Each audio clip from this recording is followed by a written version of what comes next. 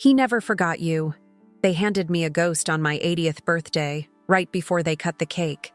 The laughter in the restaurant died in my ears, replaced by the sound of a 60-year-old wave crashing inside my chest. What I discovered in that envelope didn't just break my heart. It shattered the foundation of my entire life. So, stay with me until the end. Subscribe, leave a like, and tell me in the comments where you're watching from, whether it's from your phone, your work, or the comfort of your living room couch. My name is Evelyn Hayes, and for 80 years, my world has been as orderly as the stitches in one of my quilts. The night it all unraveled began with the scent of salt and expensive wine at a restaurant in Portland's Old Port. My son, Robert, had arranged everything. He always does. The table was perfect, the view of the harbor was perfect, and the smiles from my daughter-in-law Susan and granddaughter Chloe were perfectly polite. It was a celebration meticulously designed to be safe, a quiet acknowledgement of my age without causing me any undue excitement. The air was thick with things unsaid, the same way it always is when my family gathers. Robert, a lawyer who treats me like his most fragile client, kept adjusting the shawl around my shoulders, as if a rogue sea breeze might shatter me. "Are you warm enough, Mother?" he'd ask, his voice a blend of genuine concern and suffocating control. I nodded, my hands folded in my lap, the knuckles swollen with arthritis.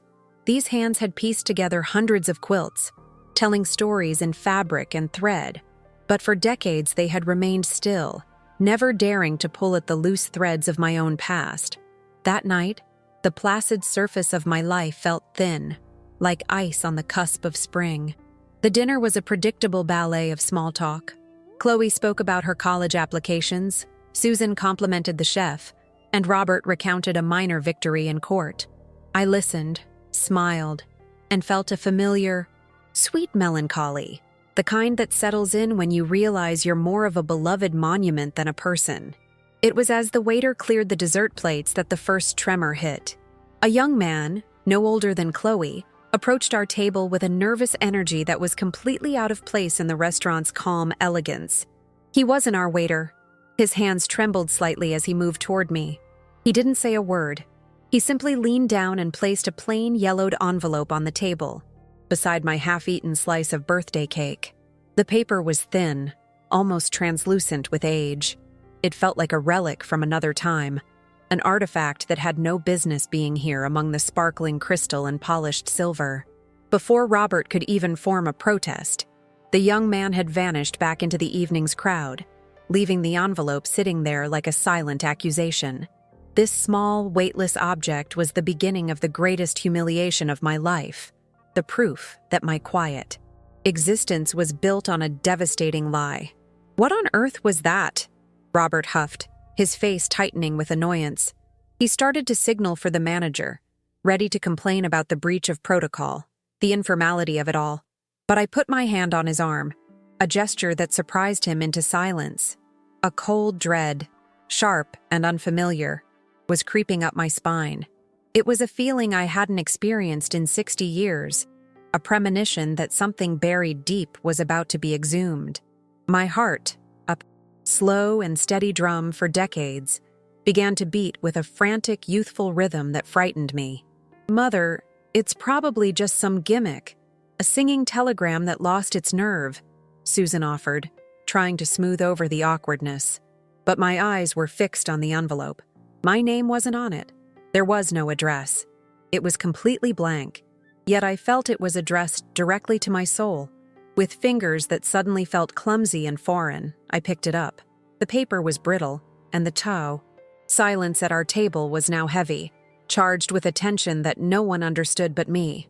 I knew, with a certainty that defied all logic, that this was not a prank.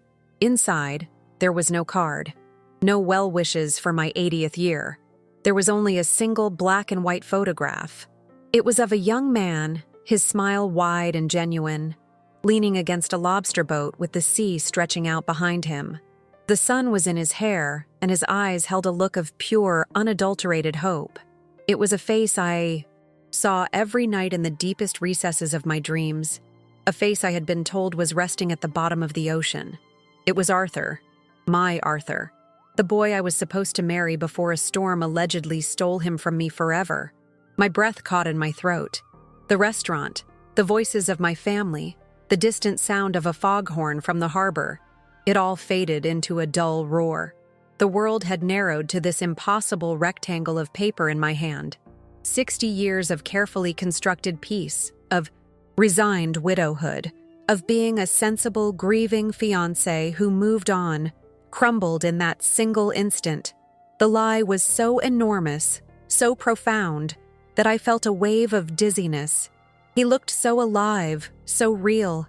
I hadn't known that a simple photograph could feel like both a miracle and a betrayal. It was the last thing I expected, and I knew, even then, that it would change everything. Beneath the photograph was a small folded piece of notepaper, just as yellowed as the envelope. The handwriting was shaky. The ink faded to a pale blue, as if the words themselves were tired from holding their secret for so long. Robert was speaking to me, his voice sounding like it was coming from a great distance. "Mother? Who is that? Are you all right? You've gone completely white." I couldn't answer him. I could only read the few words scrawled on the paper, a message that felt like a key turning in a lock I never knew existed. The note said, "He never forgot you. The Windward Inn, Bar Harbor." Just that. No signature, no explanation, just a breadcrumb trail leading back to a ghost. The name of the inn felt both strange and familiar, a whisper from a life I was never allowed to live. Bar Harbor. It was a few hours' drive up the coast, a world away. I folded the note quickly, my movement stiff, and slid it, along with the photo, back into the envelope before anyone else could see the words. I needed to protect this secret, this fragile, terrifying possibility, at least for a little while longer. The car ride home to my house in the West End was suffocatingly quiet. Robert drove, his knuckles white on the steering wheel, occasionally glancing at me in the rearview mirror with a worried frown. Susan tried to fill the silence with chatter about the week ahead, but her words bounced off the tense atmosphere and fell flat. I held my purse tightly in my lap, the sharp corner of the envelope digging into my palm. It was a small point of pain that kept me grounded, a reminder that what had happened back at the restaurant was real. My home, usually a sanctuary of quiet comfort, felt different when we arrived. The dark wood furniture, the quilts I had stitched with my own hands draped over every chair, the faint, constant smell of coffee and sea air. It all seemed like a stage set. It was the backdrop for the life of Evelyn Hayes, the respectable widow, the dependable mother. But as I stood in the entryway, I felt like a stranger in my own life. Every object, every memory was now tainted by the question that screamed in my mind. Was any of it real? Robert helped me out of my coat, his touch gentle but proprietary. "You should get some rest, Mother. It's been a long day. We'll talk in the morning." He wanted to manage this, just like he managed everything else. He wanted to file away the strange envelope as an anomaly, a piece of unpleasantness to be dismissed. He saw the shock on my face and interpreted it as fragility, the weakness of an old woman. He had no idea that what he was seeing was not weakness, but the tectonic plates of my entire existence shifting beneath my feet. I assured him I was fine, just tired. It was the easiest lie to tell. I let him and Susan tuck me in, a ritual they'd performed for years, as if I were a child. They checked the thermostat, made sure a glass of water was on my nightstand, and kissed my forehead. Their love for me was real. I knew that. But it was a love built on a version of me that may have never truly existed. It was a love for the woman who had survived a tragedy with quiet grace, not for the girl whose heart had been stolen and then lied to for 6 decades. Once their car pulled away from the curb and the house fell into its usual nighttime silence, I finally allowed myself to breathe. The quiet was usually a comfort, but tonight it was menacing. It gave too much space for the questions to grow. I walked over to my quilting chair, the place where I had spent countless hours creating order out of chaos, and pulled the envelope from my purse. My hands were shaking so badly that I could barely hold the photograph steady. I stared at Arthur's face, tracing the line of his jaw with my thumb. Who had sent this? And why now? On my 80th birthday? Was it an act of cruelty or an act of mercy? The questions circled in my head like vultures. If Arthur was alive, what did that mean for my marriage to George, Robert's father? George had been a good man, a kind and steady presence in my life. Our marriage had been a quiet partnership, a safe harbor after the storm that had supposedly taken Arthur. But was it a lie? Was my entire 40-year marriage, the foundation of my son's identity, built upon a lie? I thought back to that time, 60 years ago. The frantic whispers, the pitying looks from neighbors, my parents' solemn faces as they told me the fishing boat had gone down in a sudden squall. There were no survivors, they said. It was a clean, tragic story. There was a memorial service, but no body was ever recovered. I had accepted it. What choice did a 20-year-old girl have in those days? You trusted your family. You grieved, you healed, and you moved on. I did what was expected of me. But the photograph in my hand was a testament to a different story. It was proof that something had been deeply, fundamentally wrong. The smiling boy in the picture wasn't a tragic hero lost to the sea. He was a question mark that threatened to erase my entire history. The feeling of betrayal was a physical ache in my chest. It wasn't just about Arthur. It was about my own life. Had I been a passenger in my own story all this time, steered by people who thought they knew what was best for me? I walked to the window and looked out at the quiet street. A light mist was rolling in from the harbor, blurring the edges of the world. I felt just as lost, just as foggy. My son, Robert, venerated the memory of his father. He spoke of the tragic but overcome love story of his parents as a cornerstone of our family's strength. How could I even begin to tell him that his father might have been my second choice? A man I married because I believed my true love was dead. The truth would not just hurt him. It would shatter his perception of his own origins. The weight of the decision I had to make was immense. I could burn the photograph and the note. I could pretend the nervous young waiter never existed. I could go back to being the quiet, serene Evelyn Hayes everyone knew and, expected me to be. I could protect my son from a truth that would undoubtedly cause him pain. I could preserve the fragile peace of my final years. It would be the sensible thing to do, the path of least resistance. It was the path I had been trained to walk my entire life. But then I looked at Arthur's face again. That smile. It wasn't just a memory of a boy I once loved. It was a memory of the girl I used to be. A girl full of passion and hope. A girl who believed in a future that was stolen from her. The lie hadn't just taken Arthur from me. It had taken a part of myself. Living with that lie for another day, another week, another year, suddenly felt like an impossible burden to bear. The quiet life I had built felt less like a sanctuary and more like a beautifully decorated prison. My hands, gnarled and old, still remembered how to hold a needle and thread, how to find a pattern in a pile of scrap fabric. A new pattern was beginning to form in my mind, one that was chaotic and terrifying. It involved a trip to Bar Harbor. It involved confronting a ghost who might still be breathing. It involved risking the love and stability of the only family I had left. It was a reckless, selfish thought for an 80-year-old woman to have, and it thrilled me to my very core. I stood there by the window for what felt like hours, the photograph clutched in my hand, as the first hints of dawn began to lighten the sky over the harbor. The mist was beginning to clear. For the first time in decades, I wasn't the resigned widow or the fragile mother. I was just Evelyn, a woman facing a truth that could destroy everything. I was in Curalado, trapped between a life that was a lie and a truth that was a bomb. I didn't have a clear plan. All I knew was that staying still was no longer an option. The silence of the house was no longer comforting. It was the sound of time running out. I looked at my reflection in the dark glass of the window, an old woman with tired eyes. But behind those eyes, a flicker of the 20-year-old girl who had loved a boy on a lobster boat was stirring. She had been dormant for 60 years, buried under layers of grief, duty, and quiet resignation. Now, she was awake, and she was demanding answers.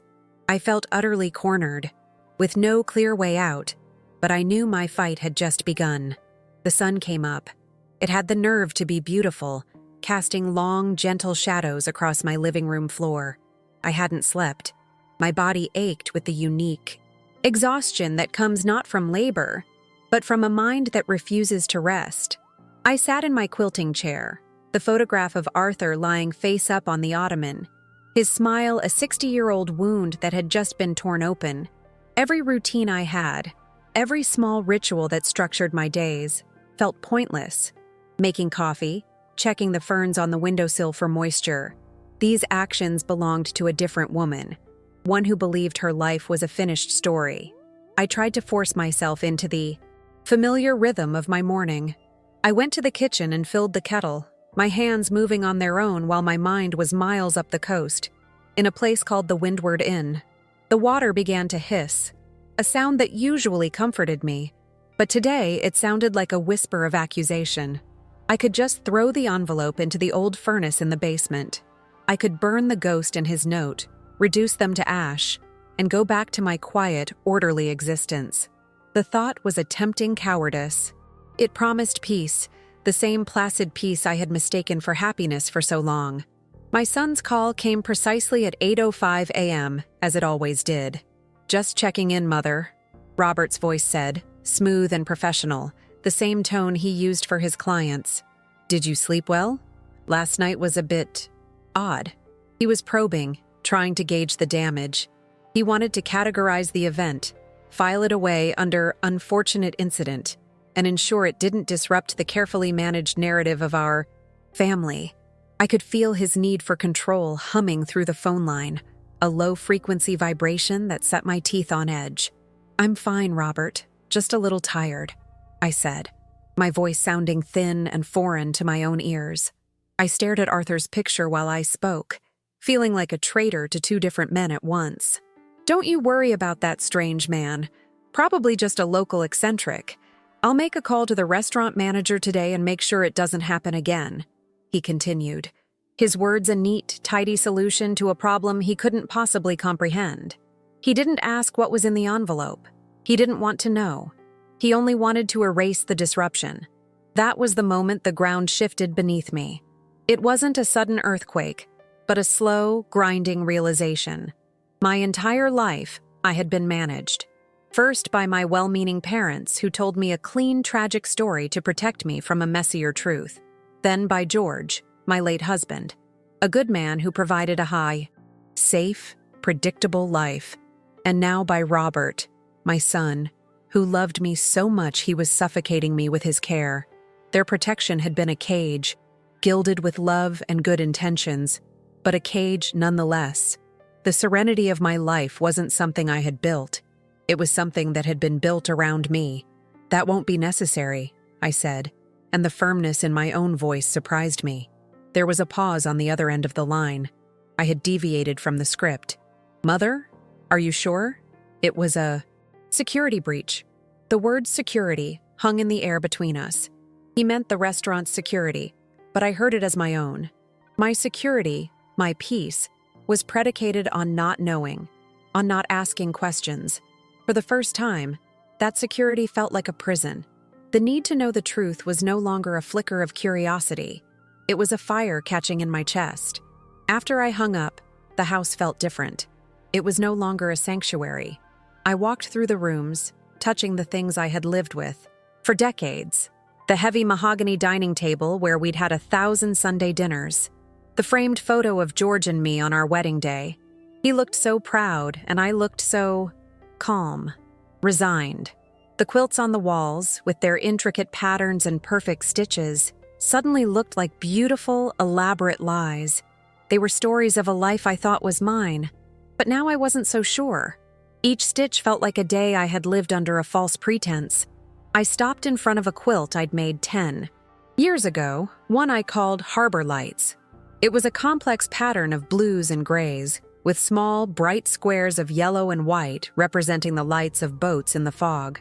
I had always thought of it as a tribute to the quiet beauty of the Maine coast, a landscape of peaceful melancholy. Now, all I could see was the fog. I had been living in a fog for 60 years, mistaking the dim, blurry shapes for the whole world. The photograph of Arthur was a lighthouse beam, cutting through it all, revealing a rocky, dangerous shore I never knew was there. A clarity, sharp and painful, settled over me. This wasn't just about finding Arthur, or even about finding out if he was alive. This was about finding myself, the girl who had loved him, the one who was full of fire and dreams of a life on the water, had been buried alive on the day they told me he was gone. I had mourned her along with him. Now, I had a chance, maybe the last chance I would ever get, to excavate her, to ask her what she wanted, what she deserved. The thought was both terrifying and exhilarating. But how? The practicalities of the situation were overwhelming. Bar Harbor was over 3 hours away by car. I hadn't driven on a highway in years. My license was still valid, but my confidence was not. Robert would never agree to take me, not without a full explanation. And the truth was a weapon I wasn't ready to deploy against my own son. He would see it as a betrayal of his father's memory, a descent into senility. He would try to stop me, for my own good, of course. The thought of being stopped, of being managed back into my quiet corner, filled me with a sudden, fierce rebellion. I was 80 years old. If I couldn't make a decision for myself now, when could I? I thought of my friend Eleanor, a widow a few years younger than me who still drove her Subaru all over the state, visiting lighthouses and attending birdwatching festivals. She was fiercely independent, but telling her would mean sharing the secret, and it felt too raw, too personal to put into words just yet. This was a journey I had to start on my own. I went to my desk, my fingers stiffly opening the drawer where I kept maps and old travel brochures. My hands, which could guide a needle through the most complex quilt pattern with grace, trembled as I pulled out a road atlas of Maine.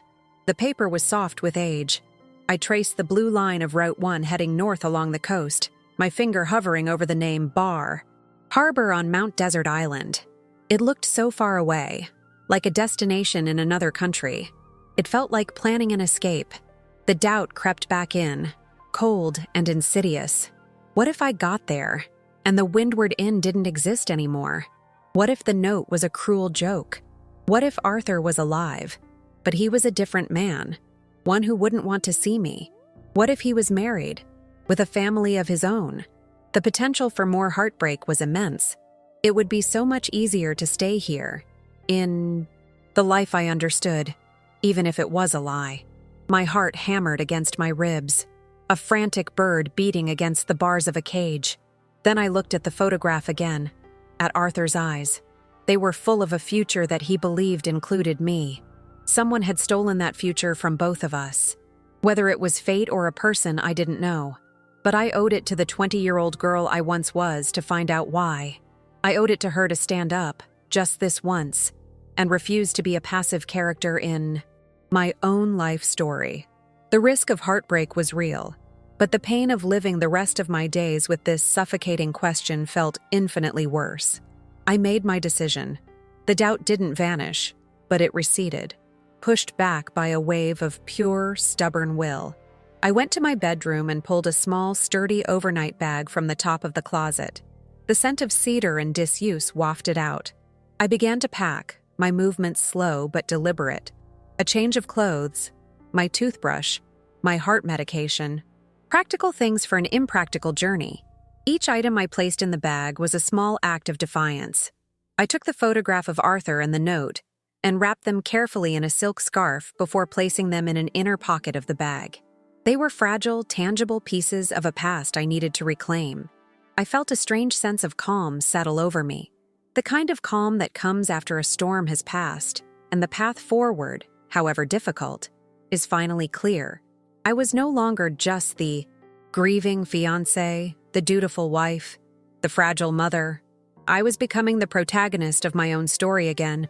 I walked to the kitchen and made a thermos of coffee, strong and black, the way I liked it before George had convinced me to switch to decaf for my health. I found a box of crackers in the pantry and put them in my purse. I was preparing for a pilgrimage. I didn't know what I would find at the end of it, but for the first time in a very long time, I felt truly alive, my blood humming. with purpose and a terrifying, beautiful sense of freedom. My old car, a reliable Buick that Robert was always trying to get me to replace, was sitting in the garage. It hadn't been on the highway in 5 years. I found the keys hanging on their hook by the back door.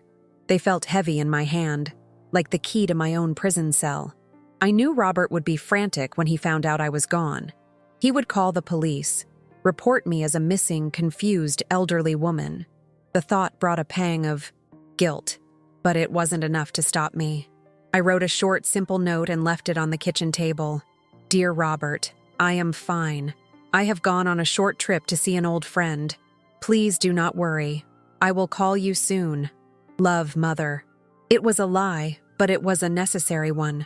It was a lie to protect him, but more importantly, it was a lie to protect myself, to give myself a head start before he could come and manage me back into my quiet, comfortable life.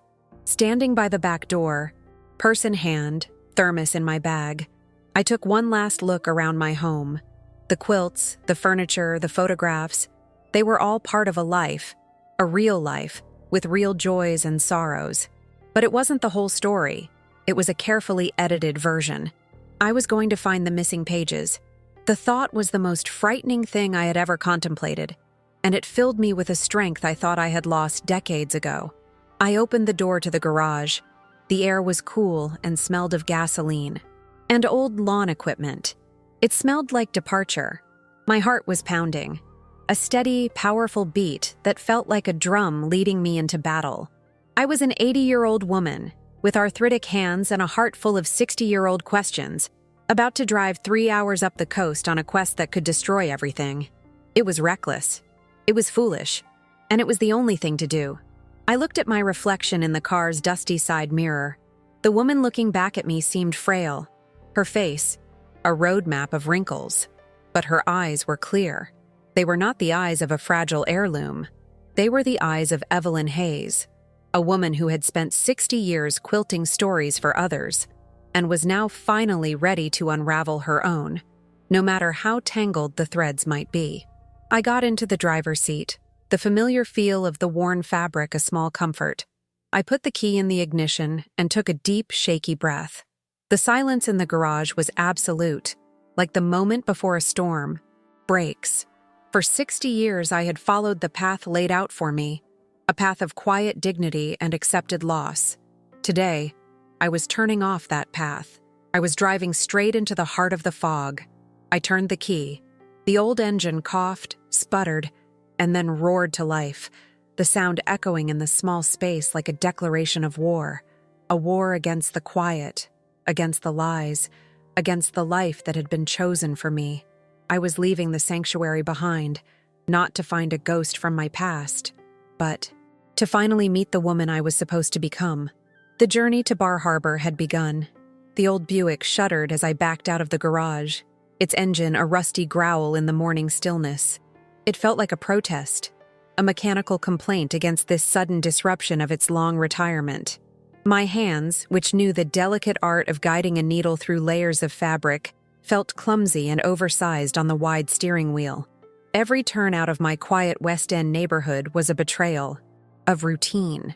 The familiar Victorian houses seemed to watch me go with silent judgment, their windows like disapproving eyes.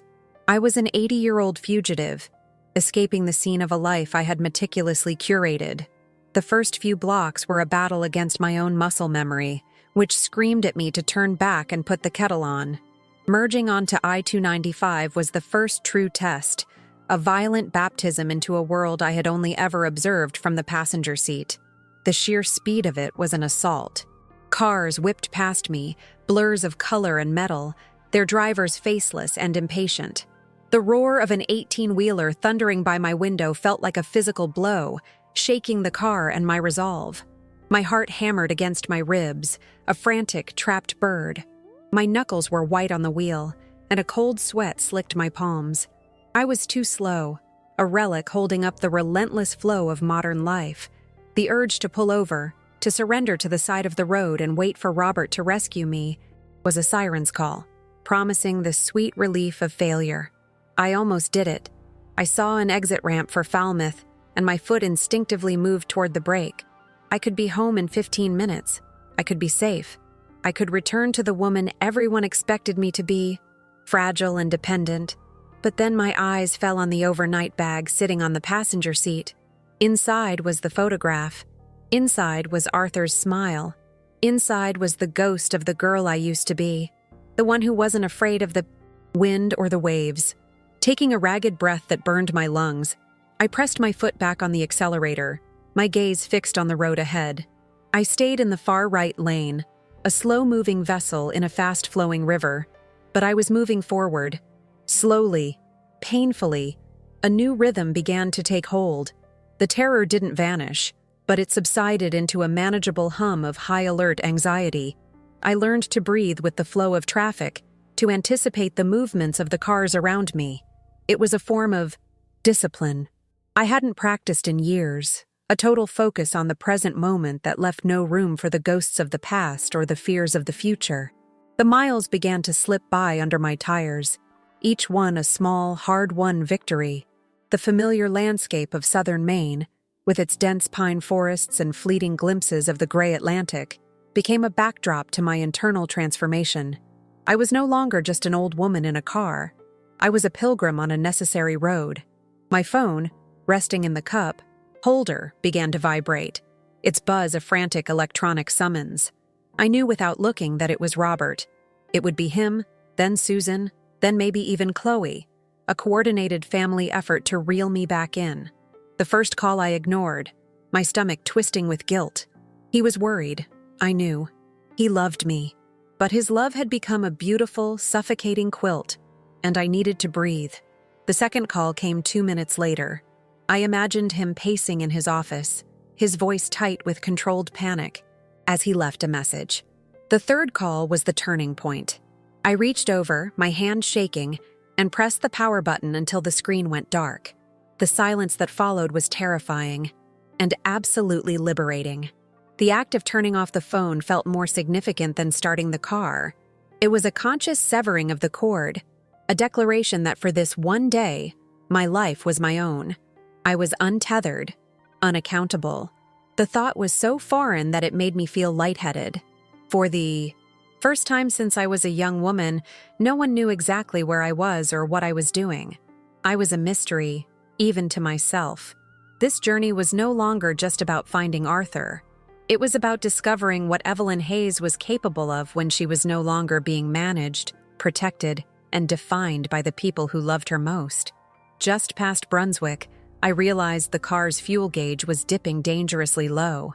Another simple task, getting gas, felt like a monumental challenge. I pulled into a brightly lit station that seemed too loud, too busy. I fumbled with the gas cap, my arthritic fingers struggling with the cold metal.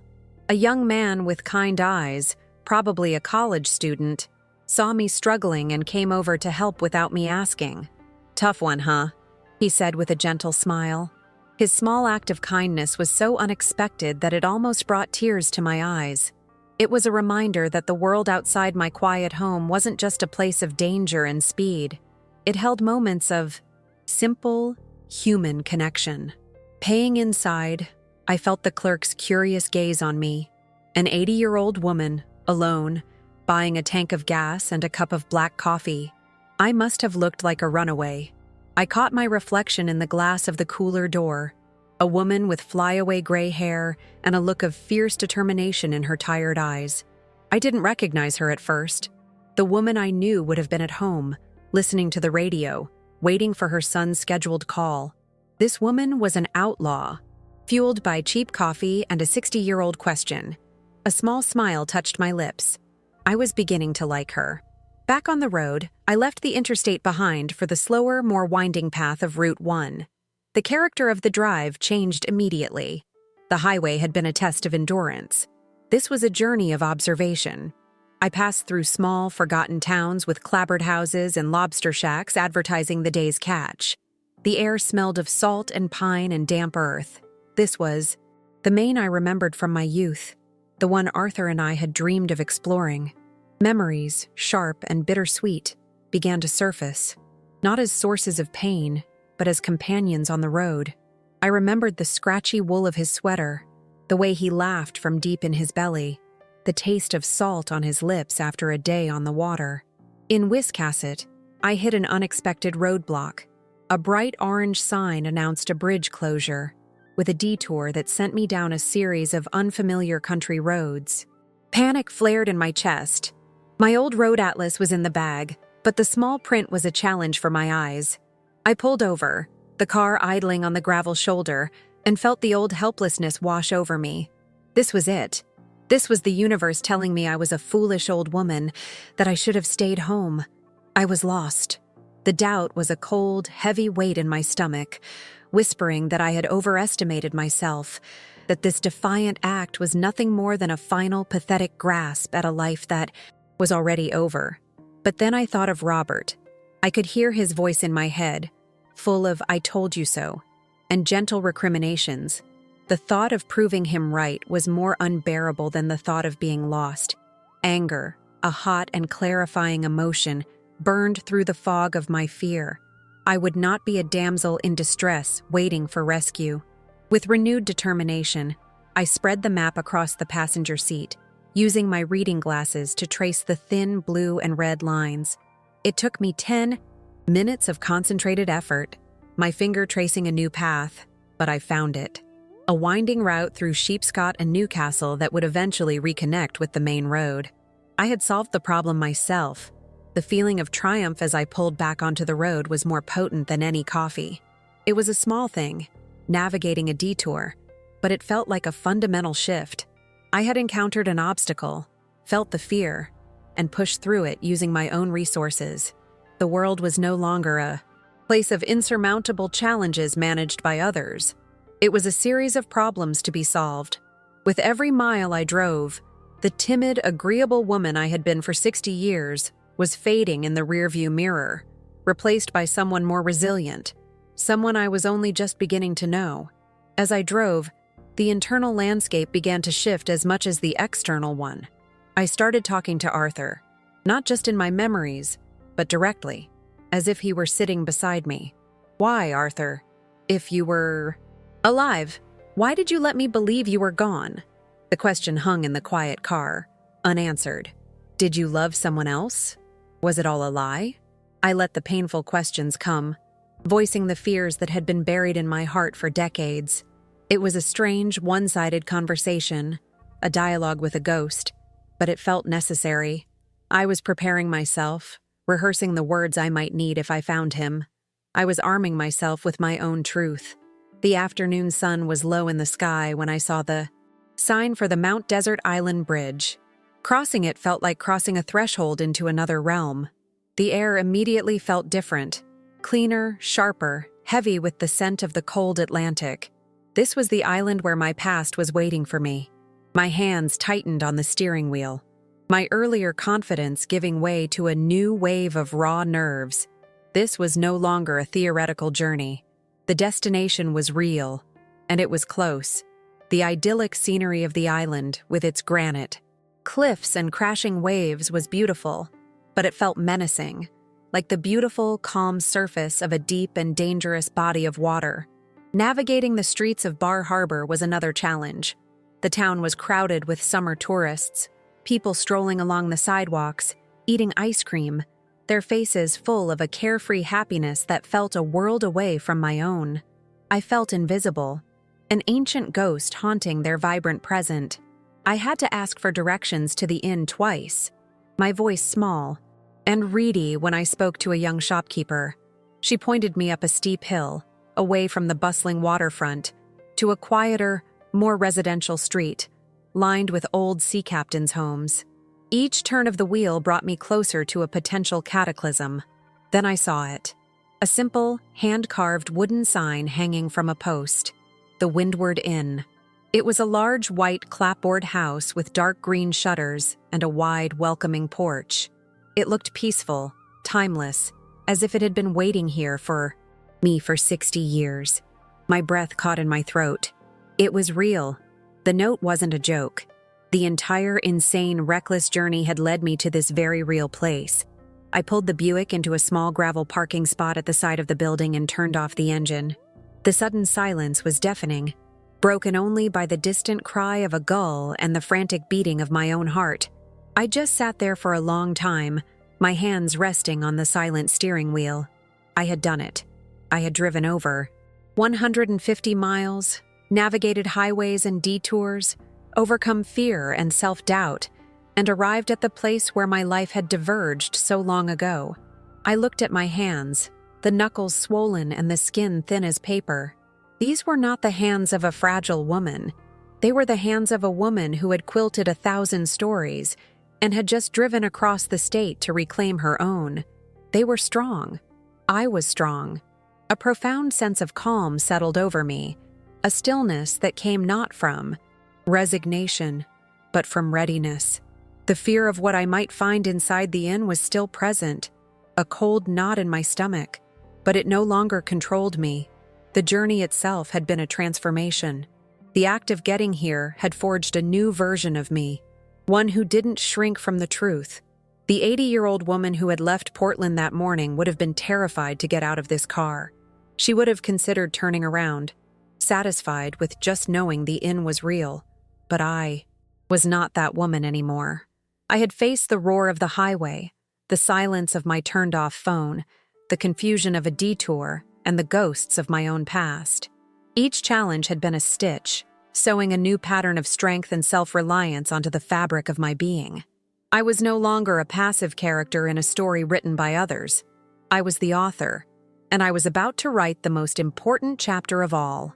The outcome inside that building was unknown, but my own transformation was already complete. I thought of the quilts I had made, especially harbor lights. I had always seen it as a piece about the quiet melancholy of the coast, the lights a symbol of distant, unreachable safety in the fog. But now I saw it differently. The lights weren't distant beacons, they were destinations. And the fog was not something to be lost in, but something to be navigated through. I had spent my entire adult life living in that fog, and today, I had finally steered my own ship out of it. The clarity was blinding, painful, and more beautiful than I could have ever imagined. My hand reached for the door handle. It felt cool and solid beneath my fingers. I was no longer running from a lie. I was walking toward a truth, whatever it might be. I opened the door, and the sharp, salty air of Bar Harbor filled the car, the scent of the ocean, the scent of beginnings and endings. I took one last look at my reflection in the rearview mirror. The woman looking back was old. Yes, her face a testament to a long and complicated life. But her eyes were not afraid. They were clear. They were ready. I stepped out of the car, my legs a little unsteady, but my purpose firm. The gravel crunched under my sensible shoes, the sound loud in the quiet afternoon. Each step toward the porch of the Windward Inn was deliberate. I was not the fragile heirloom my son believed me to be. I was not the grieving widow my community had pitied. I was Evelyn Hayes, a woman who had crossed a lifetime of silence to ask a single question. The journey had ended, but my story, my real story, was just about to begin. The heavy oak door of the Windward Inn opened with a soft chime, a sound that seemed to echo through 60 years of silence. The air inside was cool and smelled of lemon polish, old wood, and a faint, lingering trace of the sea. It was a place of deep, settled quiet. A woman with kind, weary eyes and hair the color of sea foam looked up from behind a small reception desk. She was, perhaps a decade younger than me, and her gaze was not one of surprise, but of patient expectation. She knew who I was. Before I could even speak my name, she simply nodded toward a sitting room off the main hall, where a grandfather clock ticked away the seconds with solemn finality. "He's not here, Evelyn," she said, her voice gentle but firm, using my name as if we were old friends. "My name is Margaret. Arthur was my older brother." The words landed not with a crash, but with a quiet, devastating thud. Was. The past tense. I had driven all this way, fought all my demons on the highway, only to find I was too late. I felt the strength drain from my legs, and I gripped the edge of the desk for support. Margaret came around and guided me to a chintz armchair in the sitting room, her touch practiced and compassionate. the touch of someone used to delivering difficult news. She told me everything. Arthur had survived the storm, pulled from the water by a passing fishing vessel. His body broken and his memory fractured for a time. When he finally healed enough to make his way back home, my parents met him first. They told him I had moved on, that I was engaged to another man, a good, stable man, and that seeing him would only bring me pain and ruin my future. They begged him, for the love he had for me, to let me go. They gave him money, enough to start a new life, and convinced him that his disappearance was the kindest gift he could give me. It was a lie born of love and fear, a cruel, misguided act of protection. Arthur never married. He bought this inn with the money my parents gave him and lived his entire life here, in Bar Harbor, just 3 hours up the coast. He became a quiet, solitary man, known for his kindness and the sad, distant look he always had in his eyes when he looked out at the ocean. Margaret explained that he followed my life from a distance, through old town newspapers and whispered news from mutual acquaintances. He knew I had married George, that I had a son. He saw my happiness as proof that his sacrifice and my parents' lie had been the right thing. He never wanted to disrupt the life I had built. He had passed away just 6 months ago, she told me, from a heart that had simply grown too tired. His final wish was for Margaret to find a way to get the photograph and the note to me on my 80th birthday. He didn't want to cause pain, but he wanted me to know finally that he had never forgotten, that his love for me was the one constant, unchanging thing in his quiet, lonely life. The young man at the restaurant was Margaret's grandson, fulfilling his great-uncle's last request.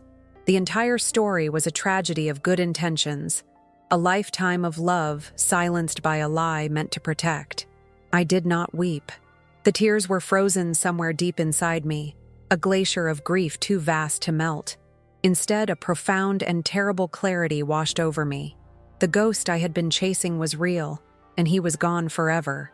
But the truth, in all its agonizing beauty, was finally mine. It was a tangible thing, a weight I could feel in the room, in the ticking of the clock, in the quiet sympathy of the woman sitting across from me. This was my intangible conquest. I was no longer a woman living in the fog. I was a woman standing in the harsh, clarifying light of the truth. Margaret led me upstairs to his room, which she had kept just as he left it. It was simple, sparse, with a single bed and a window that looked out over the harbor. And there, on every wall, were my quilts. Not the quilts themselves, but photographs of them, carefully cut from magazines and exhibition catalogs over the years. Harbor Lights was framed above his bed. He had followed my life's work, my stories told in fabric and thread. In a way, we had spent our lives together after all, separated by a lie, but connected by a love that refused to die. Seeing those pictures, I understood the depth of his sacrifice.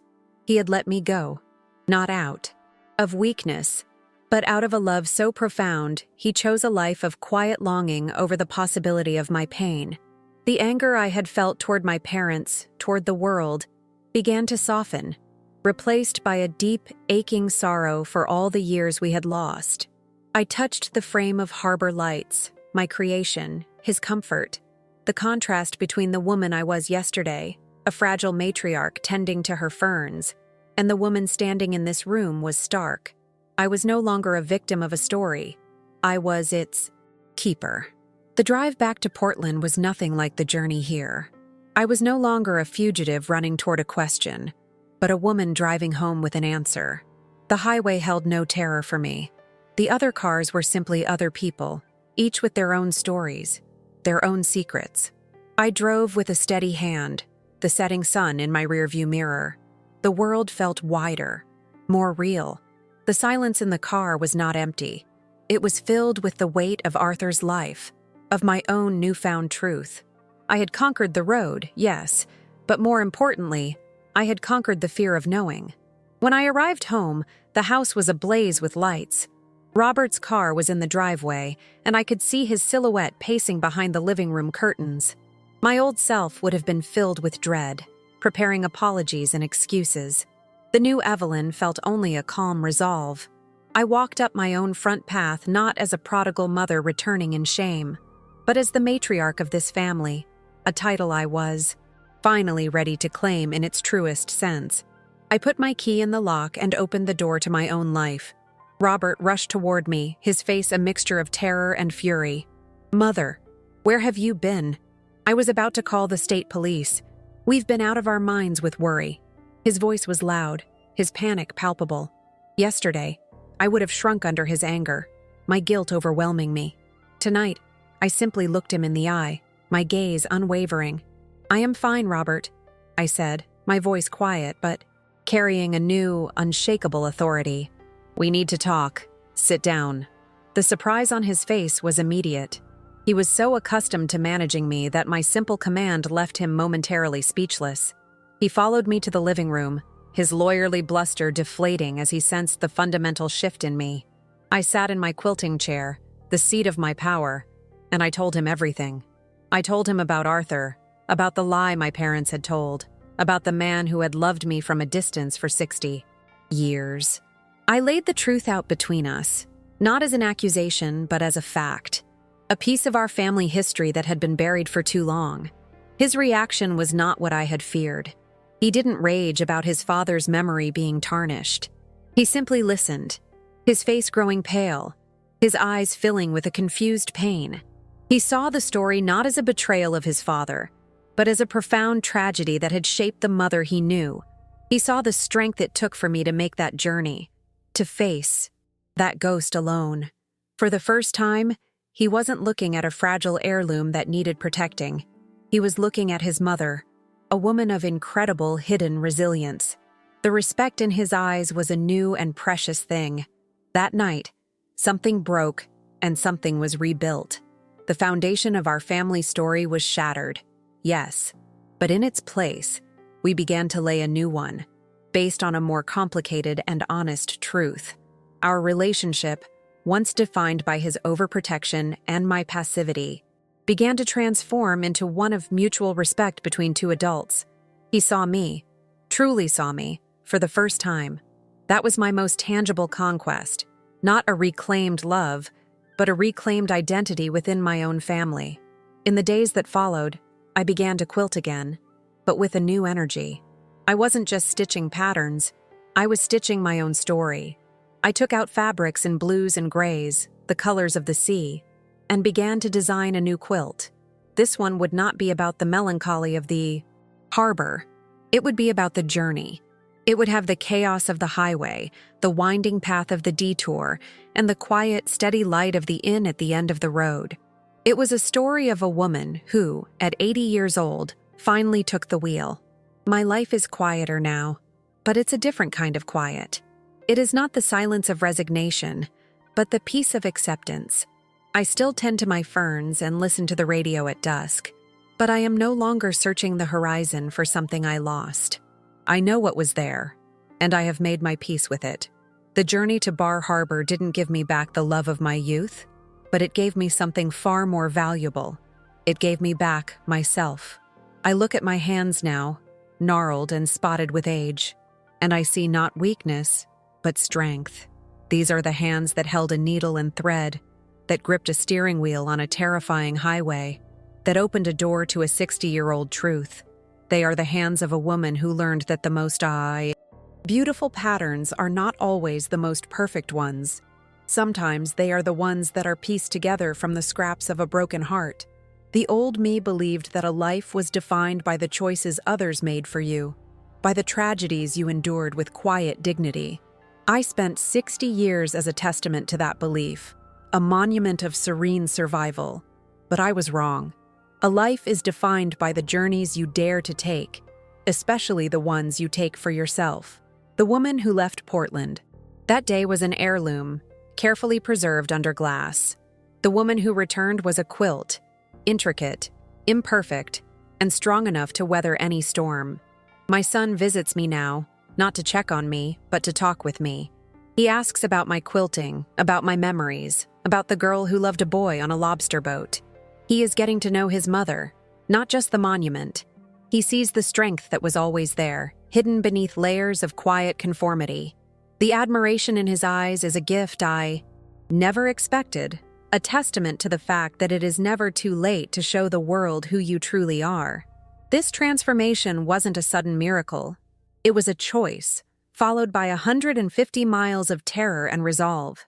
It was the decision to turn the key in the ignition, to ignore the ringing phone, to read the map myself. It was the sum of 1,000 small acts of courage. The conquest was not finding Arthur. It was finding the Evelyn who was strong enough to go looking for him. It was realizing that my story didn't end when his supposedly did. I often think about the lie my parents told. It came from a place of love, a desire to shield me from a hard life. They built a safe harbor for me. But a harbor is not the same as the open sea. They gave me a life of calm, but they took away my chance to navigate the storms myself. I have forgiven them. I understand their fear.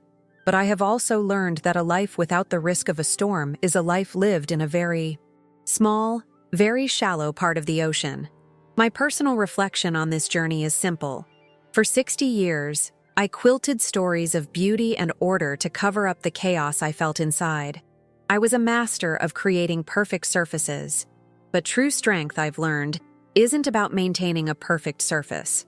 It's about having the courage to look at the tangled threads on the underside, to acknowledge the knots and the mistakes, and to see the beauty in the whole imperfect piece. The house is still, filled with quilts, but they feel different to me now. They are not just decorations, they are maps. They are proof that you can take the scraps of a life, the joys, the sorrows, the lies, the truths, and stitch them together into something whole, something that can keep you warm. My hands, though old, are not done. I have more stories to tell, and now they will all be my own. I wanted to share this because I know there are so many of us living in the quiet fog of a life that was, in some way, chosen for us. We live with the ghosts of who we might have been, with questions we are too afraid to ask. My message to you is not to wait for a mysterious envelope to appear on your birthday. Don't wait 80 years to take the wheel. Your life is not a finished story. It is a quilt, and you are holding the needle. It doesn't matter if your hands are shaking. It doesn't matter if you don't know the full pattern yet. Just make the first stitch. Turn the key. Ask the question. Drive into the fog. You are stronger than you think, and the truth of your own story is always a destination worth the journey.